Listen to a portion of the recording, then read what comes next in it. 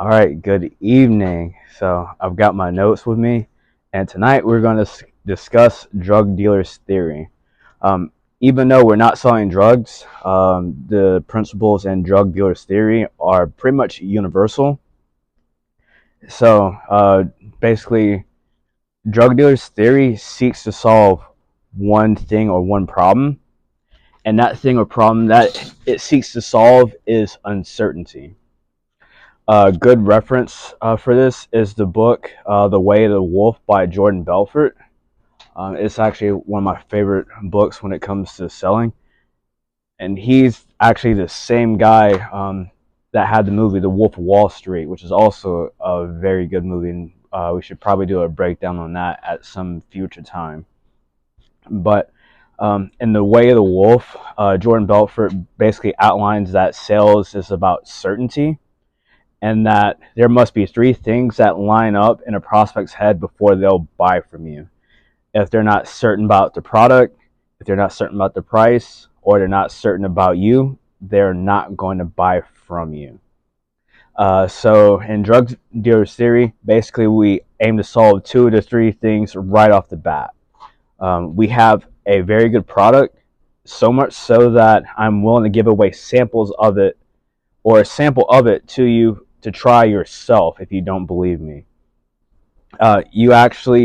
You, the consumer or the prospect, trying the product is way more effective than me selling you the product and all the features that come with it. You get to experience it yourself, and you make the decision.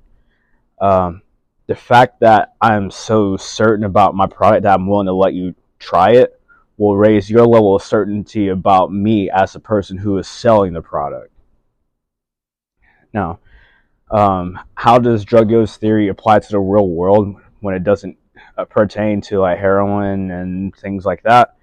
At my house, we are currently building a homestead. Right now, let's see, last year we had one planter. Right now we have four. We have a bunch of fruit trees as well. We have about three greenhouses and then a bunch of other miscellaneous plants in buckets. Um, Currently, right now, June 2025, one of the products that's growing really well is both basil and sweet basil. Basically, it has grown up. We trim it. We put it in water to let it soak. Then we put it either in the freezer for immediate use, or we put it in a dehydrator and then a food processor.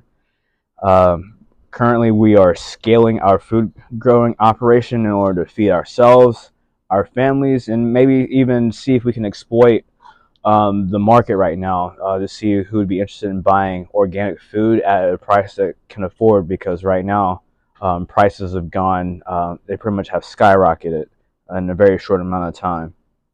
So from our garden, we've processed basil, sweet basil, and dill. And having an understanding of potential prospects, I know that there are people who enjoy cooking. I am not one of those people who enjoy cooking. I enjoy eating. I enjoy growing food. But there are some very lucky individuals who enjoy cooking. So while they may enjoy cooking, they would prefer to have like fresh organic food, and they may not always have the money to do so, because right now grocery stores are kind of taxing. And then that's where we come in, right here at our homestead, so we can sell our dear prospect herbs at a price that they can afford. And basically, what actually I can show you, but I can tell you. So right here we have sweet basil. We even bought a label maker, so it's got like my name. Well, really, this is my logo. And we also have what it is. We time stamped it, and then we pretty much processed it with the food processor. We wanted to avoid having like jars of product, because we aren't sure that people are going to buy necessarily a jar just yet.